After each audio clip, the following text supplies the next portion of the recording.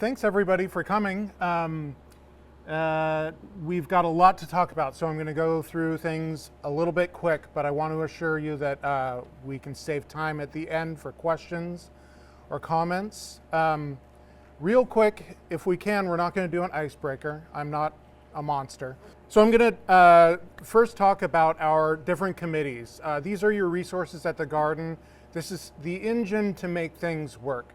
If you guys have ideas, if you want to take action and you need help, you need resources, these are the people to reach out to, or the committees that you can be a part of as well. We have sign-ups back there.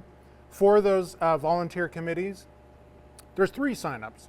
Your attendance sign-up, volunteer committees if you are interested in one, and then if you wanted to take charge on one of the events that we're going to be talking about on one of these bullet points here.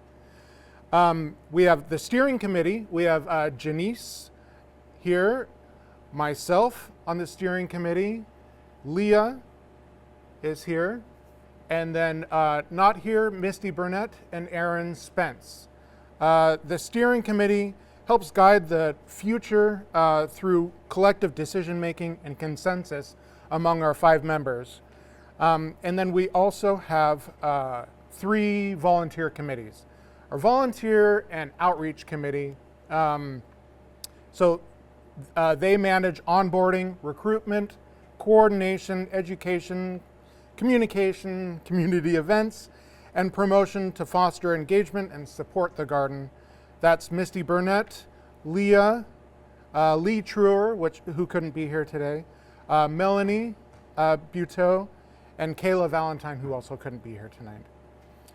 If you are interested, we also had some people sign up with interest in volunteering. If you are here, or if you're virtual, or afterwards, if you see this, reach out to us and we'll put you on one of those committees and we'll get you in touch with the people who are making things happen here. Then we also have the Native Plant and Pollinator Committee, who are responsible for creating habitat to attract pollinators and increase biodiversity within the garden.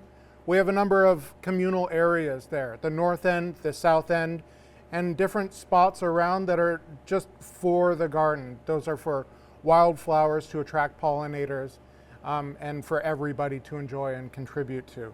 The people on that committee are Jean Rivard, who can't be here tonight, Becca Smith, Aaron Spence, May Whitney, and myself.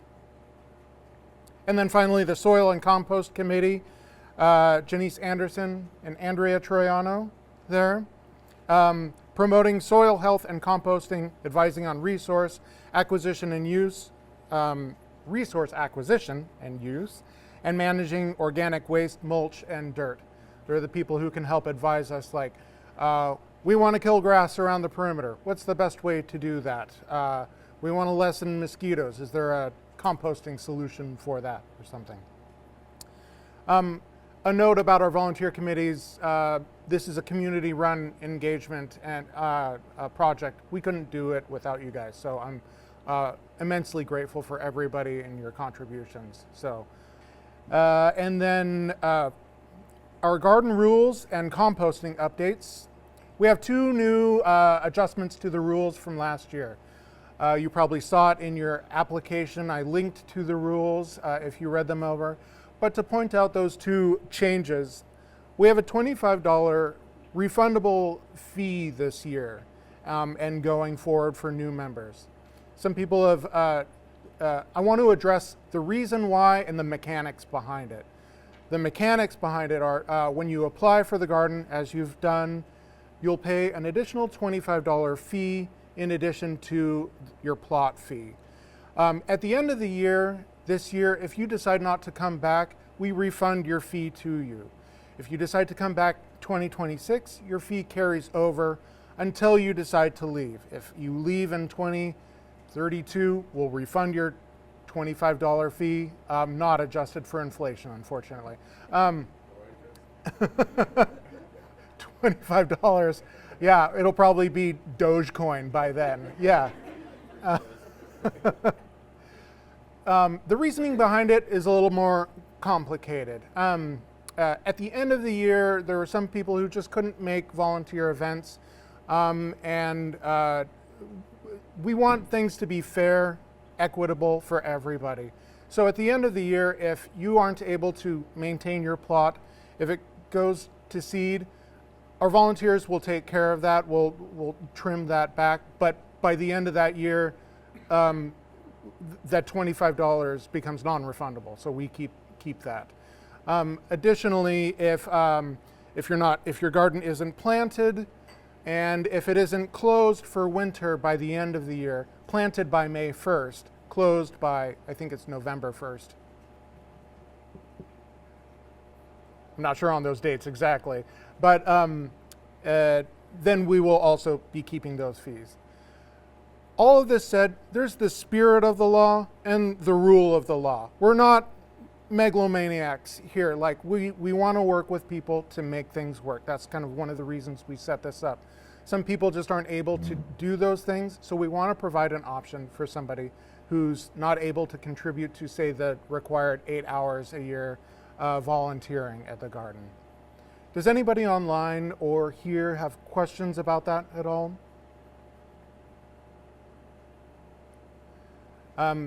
If something occurs to you and we get to our questions at the end, feel free to bring it up then. Composting, I'm going to move on to composting now. We have a slightly different composting process now. Previously, we had a large pile at the north end of the garden that was full of garden dirt. We put all the trimmings from sod up there, and there was an existing pile of dirt there. That's rich, worm-free dirt. And I also got a big, beautiful delivery of organic compost delivered there and mostly thrown up there. So what the steering committee has decided is that we're going to leave that just dirt. We'll put up signs so people know what to expect there, but we are not going to be putting yard waste trimmings in that north end. We're going to sign up the garden for whatever capacity the city has for yard waste removal, just like you have at your house. So we'll have a big plastic bin there, and every week, if you have yard waste refuse, you can put it in that plastic bin. I'll run up there every Thursday and put it out there for the trash people to pick up. This accomplishes a couple things. Throughout last year, we had 2 small compost piles and a lot of events where a lot of cans and plastic items ended up in our compost. And I had to dig through that, so I'm not going to do that again this year. So we're going to have trash and recycling there as well as that compost, so everybody knows where to put their stuff. Especially during events, people who aren't familiar with the garden, they've got a clear spot to put things. And we're taking away yard waste incrementally.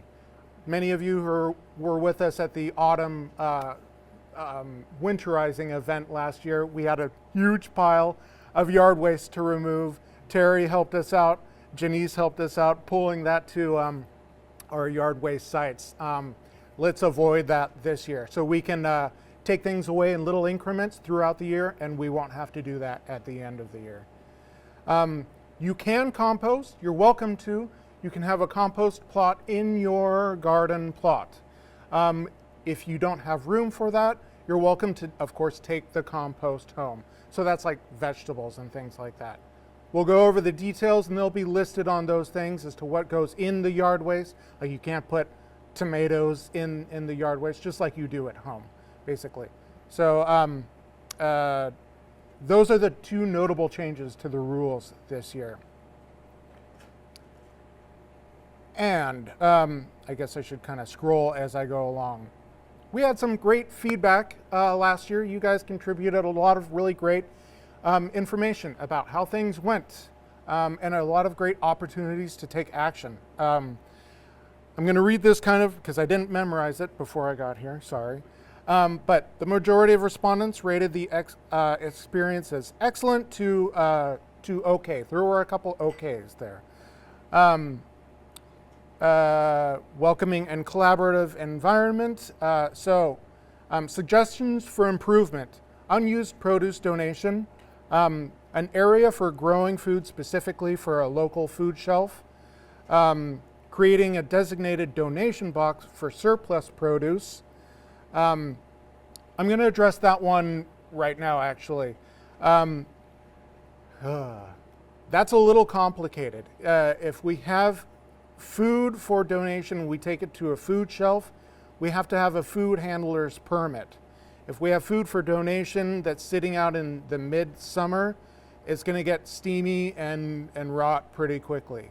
We have Dayton's Bluff Elementary School has a food shelf, and they have 80% of their students are in food insecure.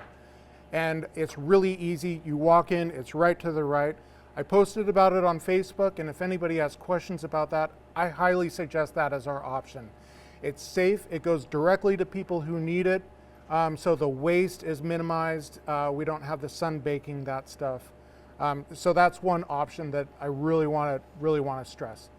If we really need something out at the garden, that's something we can talk about as well. And then a sign-up system for volunteers to drop off produce. I also really like this as well. Imagining in late summer, somebody rounding up a bunch of produce and taking it to Dayton's Bluff Elementary to drop off at their, they don't need 8 people showing up all at the same time with a small box of stuff. So, communication and information sharing. So I get it. Not everyone is on Facebook. Super. Not everybody checks emails very well. Really important communications I'm going to send out by text messages. So that's like, I'm going to use that sparingly. You don't need spammy like, hey, I'm feeling fun, I'm in the garden today. This is like, that's nonsense. This is like, you need to close your plot by this date. You need to take action by this date. Some people fell through the cracks last year, and I want to address that. We'll also be through email, as I mentioned, through Facebook, but also now that we have our shed, our big, beautiful shed that I'm so obnoxiously excited about, we'll have a sign up in there. It'll be a communal area. Think of that as just like adding your name. I'm going to be on vacation these dates. Here's my plot with the map. Can anybody water for me, or something like that? I think we've covered our bases. Email, text when it's absolutely necessary, Facebook for the fluff and also the important stuff, and then the shed for people who have none of those things. Infrastructure and resourcing enhancements. Exploring different hose solutions. I'm right there with you. Our loathsome water spigot last year is going away. More information on that in just a moment. Yay. Investment in adding fruit trees and expanding the garden areas. Both of those things I like. More on that later. And addressing the challenges of the gate lock. We had a device that didn't work very well. I'll just take it on myself to look into different options there. We'll make something a little easier to work with. And then some action items, care of ChatGPT. These things are kind of redundant. I'm not going to go back over them. The one thing that was not included was, I think, a garden scholarship fund and a vine growing project. Oh, and community building events. We'll get to events there in a moment. Scholarship fund and vine growing project are things that I really encourage people who are passionate about a thing to take charge and do the thing, and then reach out to, say, the vine growing project. Maybe the soil and compost or native and pollinator committee can help you out with that. Water device update. This is one of the more handsome parts of our evening. Good news, our water pipe situation that we had last year, which was untenable and, as I mentioned, loathsome, is going away. We're buying one of the devices that you'll see in one of the St. Paul parks. One of the very stout, it's bedded in cement. It has a little water fountain bubbler on the top, so you can drink from that. It has a filter, so we're not just drinking hose water. And then a hose bib on the end of that. So it'll be sturdy. The other one wagged all over the place. But then we can also build a hose unit off to the side. I want to build something bomb-proof. The barbers are known for overbuilding things, and I plan to make this thing, you can hit it with a truck and it'll still be there. So we're gonna have like a hose line on it that will retract, and we're also getting new hoses. I think water pressure toward the south end of the garden kind of lessened because the hose expanded so much, and it didn't work out so well. So new hoses, new hose apparatus that'll be easy to coil up after you're done, and then a new water device there as well. A quick run through of events. You've probably seen blog posts about this, social media posts about, we have upcoming on March 2nd, 50 boxes of earth at the Park Squares Theater. They're putting on a special performance for us on that Sunday. They reached out to the garden specifically. This garden, this play deals with, I can't paraphrase it here. I'm not that smart. It's on Facebook. It's one of our events. I suggest you check it out. It's also on our website as well. But these people are just an awesome group of thespians who they'll have a gift bag for us. They're calling us out for coming. And it sounds like an amazing play. It's based on Dracula, but it's totally rewritten to talk about themes of immigration, community, gardening. I highly suggest you attend to that and support local theater. We have our spring cleanup and construction event on April 26th. May 10th, our grand opening and May meeting. The progressive dinner, I don't know if any of you have seen that before, but that is just a goddamn hoot. Every year, the Mounds Park neighborhood there just throws down just an awesome dinner. And one of the things they have is an appetizer event. Everybody gathers and then disperses for dinner and then comes back together for dessert later in the night. I highly recommend it, even if you're socially crippled by social anxiety like I am. It's super fun. They're such an outgoing group of people, and we're hosting the appetizer portion at our garden. It's just a fantastic spot for it. So we'll be planning for rain with cover. We'll have volunteers to help people. People will bring appetizers. It's just going to be a fun time. 10 out of 10. Highly recommend. Deadlines for cleaning up your plot on June 1st. The Finer Things Club meeting on July 13th. Tour de Jardin on August 16th.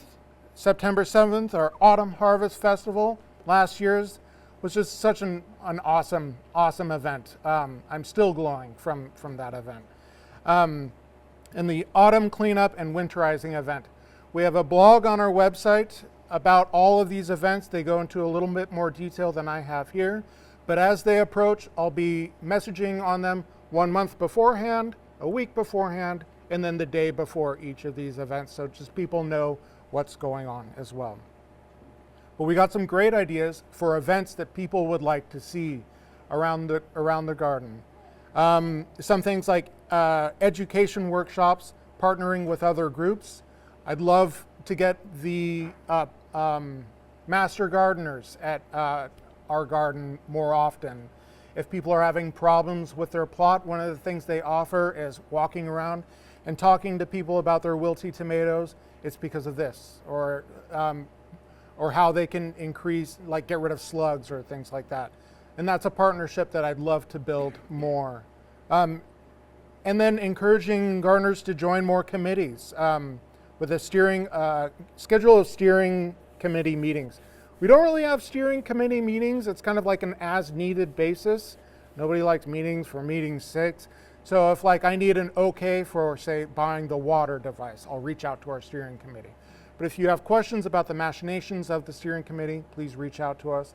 And if you're enthusiastic about joining one of our committees, please sign up back there and we'll reach out to you as well. A winter walking group, love it. I don't know if any of you guys knew of Dayton's Bluff on the Move, which was part of the Dayton's Bluff. You guys were all involved in it, and it looked awesome. Dayton's Bluff Community Council put that on, and I love the idea of that. Healthy cooking and food preservation workshops. Leah is at canning genius, and maybe some of you guys are as well. If you guys are passionate about the thing, let's hear it. Let's see how we can help you to make that happen.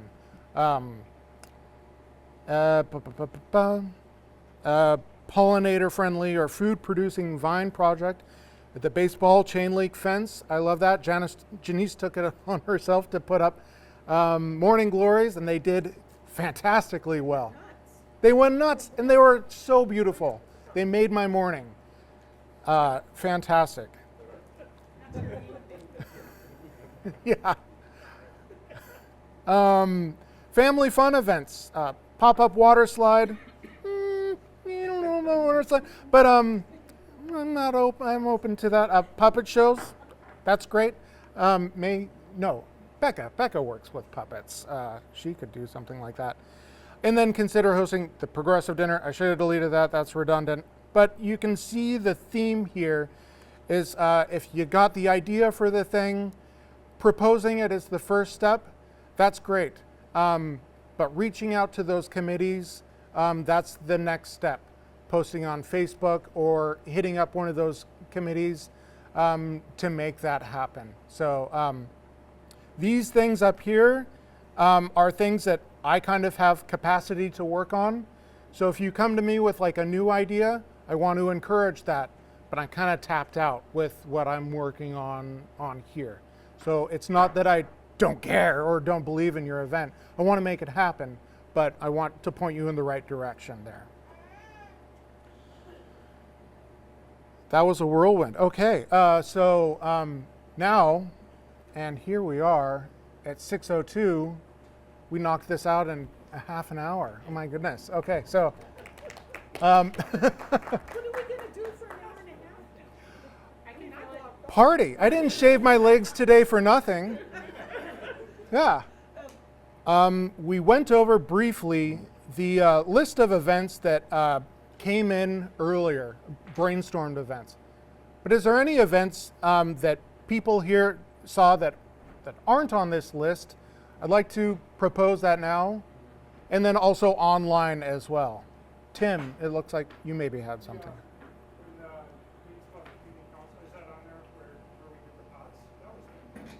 Where we did, what's that? The potting, yeah, the potting event. That was so awesome. What Tim is referring to there is the Dayton's Bluff Community Council got a grant for a potting event. Hey Rob, it's good to see you. A potting event where we got to put in 5 plants they were all donated. The pots, dirt, fertilizer, plants, and people came, they learned, we laughed, we cried. It was better than cats. It was awesome. Wait, why are you doing it like that? I love it when people ask me that. So I definitely think that we could have something like that again. Yeah, working with the Dayton's Bluff Community Council, full disclosure, I'm on the council, so that's something that I really want to work out as well. I should explain kind of my role with the Dayton's Bluff Community Council as well. As a member, I'm kind of the intermediary between the garden. That doesn't mean that you can't also communicate things to the community council as well. We encourage people regularly to attend our monthly events.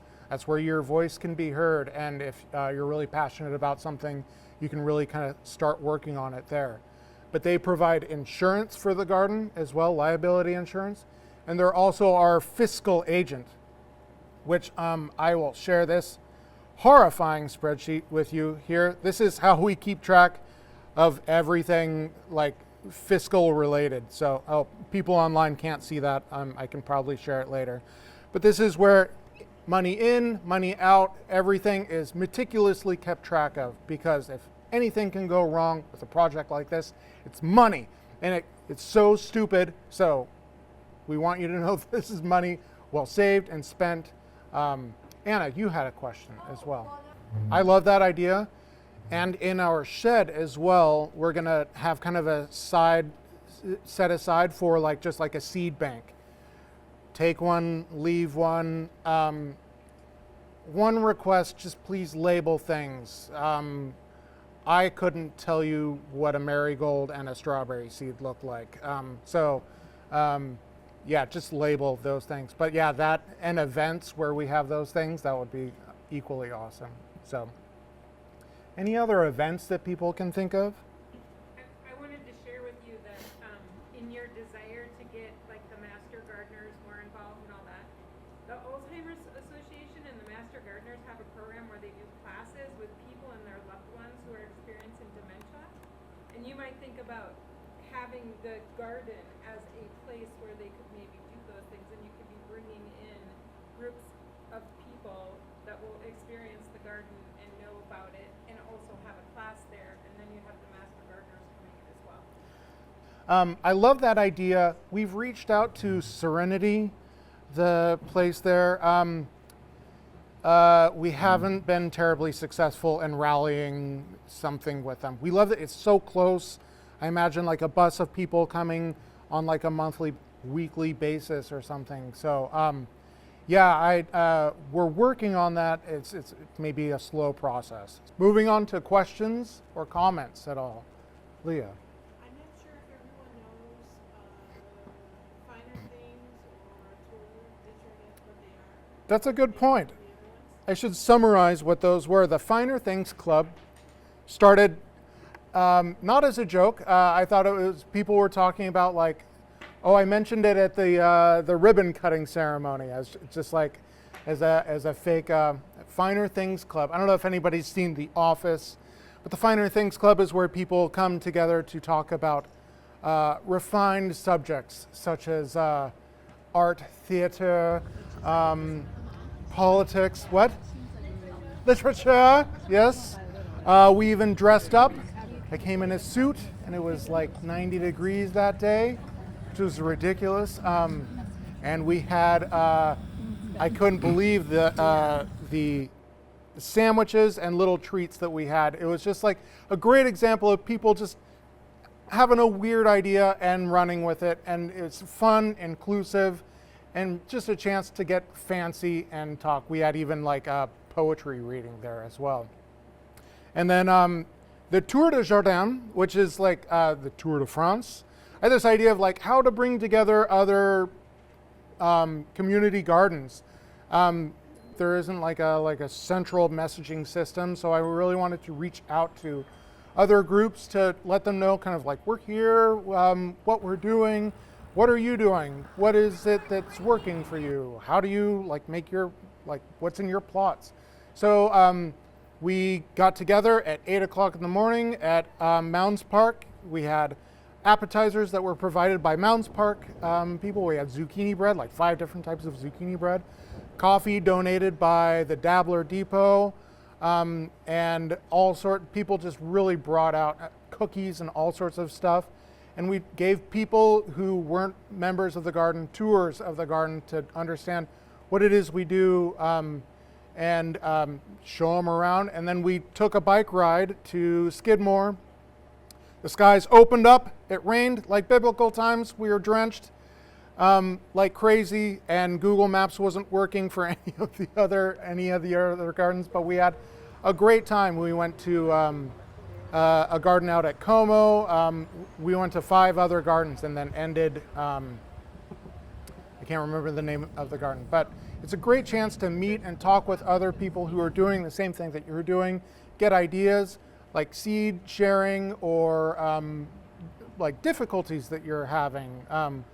So that was just an awesome, fun event. And bikes. I mean, like bikes, food, gardening. It's like the trifecta of things in my life that is like they all come together perfectly. And the food. The food was fantastic. Yeah. I can't wait again for the Tour de Jardin this year. And then the Autumn Harvest Festival, just like it sounded, but I can't describe how awesome it was. It was just a ton of food, fun. We had music, cornhole, and just the best people in the world coming together to just be a great community and support each other. That was awesome. The cleanup and construction events, we want to prepare people who they see a bunch of grass in the plot. Some people like have their plot, but it looks like lawn. Like that's your opportunity to be like, I need help getting my stuff. We've got a bunch of volunteers to show up to get rid of that and grass there and get your garden ready, to get rid of all the weeds that are encroaching around the side, to cut the lawn as well. So it's just a great time to, before we really get started gardening in earnest, to come together and help people out, but then also to like arrange the shed and come up with like the seed donation area, the communication area there. So, and the same thing for the closing up in autumn as well. Getting all the stuff that the Parks Department doesn't like to see out there, so little knickknacks, putting those away in the shed, closing up people's plots. Some plots might be abandoned, raising those so it's ready for winter. We don't have one in midsummer, but we have several volunteer events, not events, but sign-ups, because we need to mow the grass that we have. So there's sign-ups for that as well. Reach out to the volunteer committee. They'll get you scheduled on. Tim, I think maybe you mowed the lawn.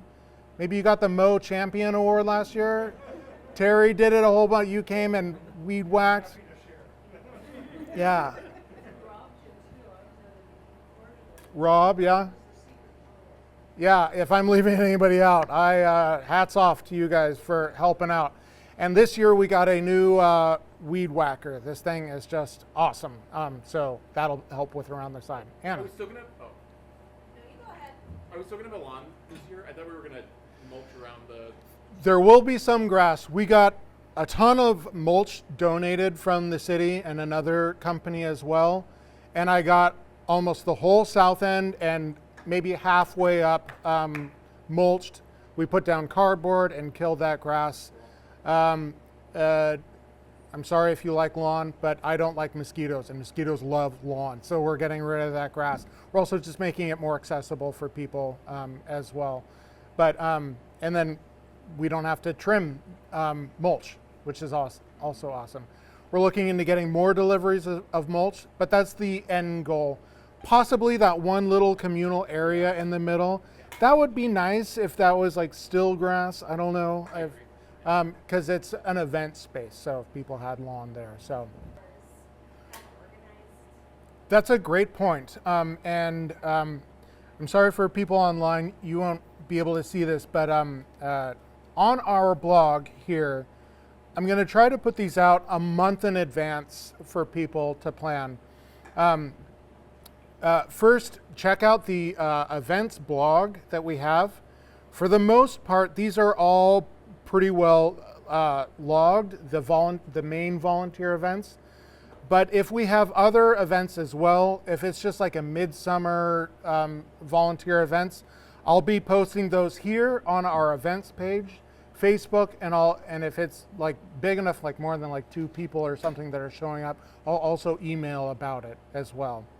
But yeah, check out those, and then also we'll be posting those on the shed. That's a great point, because like if you're tuned into the communications channels, you'll be hard pressed to miss those and be able to plan for those volunteers.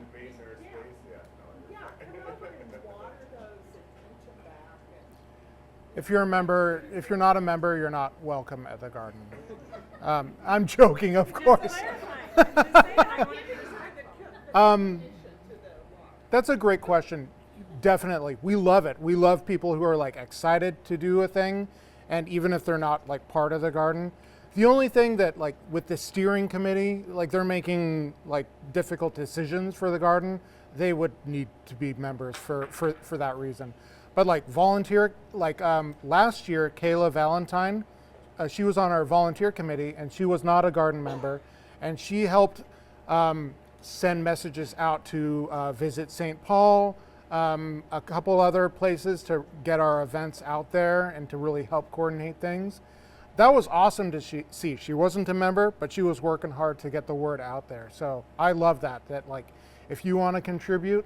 And also too, I was saddened to hear that some people like saw events come and go, but they didn't come to the garden because they were like, well, I'm not a member. I can't go to the thing. Like I want to like bring people like out there. So Yeah, getting that word out there that non-members are definitely. The Tour de Jardin was like one of those things. Like non-garden members could be there as well. But then also the progressive dinner, like probably the majority of the people who will be there aren't members of Mounds Park, but they'll have volunteers who can talk to them about like what we do. But I love that. Like, and then last year I tried doing like a kids story hour. I write poetry. I know poetry's a hard sell, but like getting people, like there's a bunch of kids in the neighborhood, getting people there. So like I love those ideas, and like the more that we can think of them and like develop them along the way is great. Thank you. That's really sweet of you to say as well. That You deserve it. You're doing something that's getting noticed in the neighborhood, and you're doing it because it's something you love, and you're invested in community, and people see it. yeah. I agree. I'm so grateful for this community for that. Anybody? Oh yes, Lucy. Get involved in Earth Day, maybe with trash pickup in the neighborhood or Ooh. forest.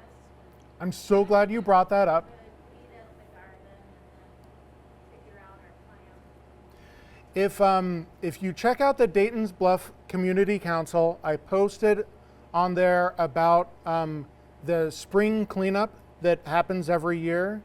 We can organize something from the garden, but like we work a lot at the garden, so it'd be great to do something out in the community, like probably along like Earl or like Roberts, yeah, Pacific there, like along the freeway.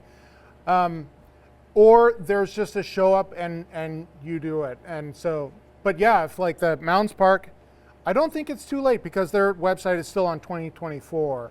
They haven't updated, so they're probably still taking things. But that is Earth Day. I think that's mid-April. Yeah, so keep an eye out for that. If the park kind of does something for that, that would be awesome. Getting people together for that. Any reasons why you wouldn't want to get that plot if someone's waiting? Yeah. So if that's a great. Thank you so much for bringing that up. It's kind of a complicated thing. There are people on the wait list now. I think 2 people who wanted 10 by 10 plots, and we're out of 10 by 10s. If we get like first thing, the wait list, and I want to get back to untended to plots after this. The wait list is an opportunity for the garden to understand community need and possible expansion. If we get a lot of people on our wait list, say like 4 or 5 people who are like, I want a plot at the garden and we're out of room, then I can take that to the city to say like, now it makes sense to possibly expand the garden. We have these people who are waiting. Like right now, I'd love to expand the garden, but like we're not like gonna just colonize Mounds Park for no reason at all. Like we want to make sure that there's like a need and that we're like addressing that need rather than just expanding for expanding purposes. But if we have people who just unfortunately can't get to gardening by June 1st, that's kind of like the cutoff date for getting started. Starting with your plot on May 1st, that's like we need to see activity by May 1st. But if you haven't started planting your plot by June 1st, that's like the cutoff date. Then yes, that would be like we would open those plots up for people to like take action and do. That makes sense. So yeah, we want to provide as many opportunities for people. We understand that life happens, that like you're not able to get there like right away. But yeah, you got to draw the line, and June 1st is that time. So we'll open that up.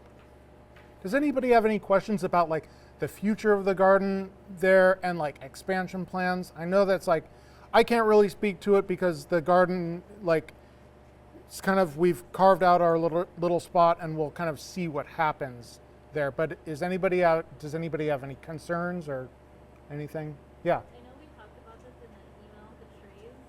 Yeah. The south end. Thank you for bringing that up as well. The south end and the west end, it gets pretty shady there. So I'm working with the city to either they do it or we hire somebody to not eradicate the trees, but that is city property there, so we would need to work with them. about trimming that down. They've sounded like, okay, like if you want to trim it down, that sounds fine. So it hasn't like rankled any feathers so far, but like that's a priority because I know that south end gets pretty shady. And it also gets shady on the west side of the garden close to like 5:30, 5 o'clock there. So yeah. Anybody online? I don't see anything in chat that you need to bring up.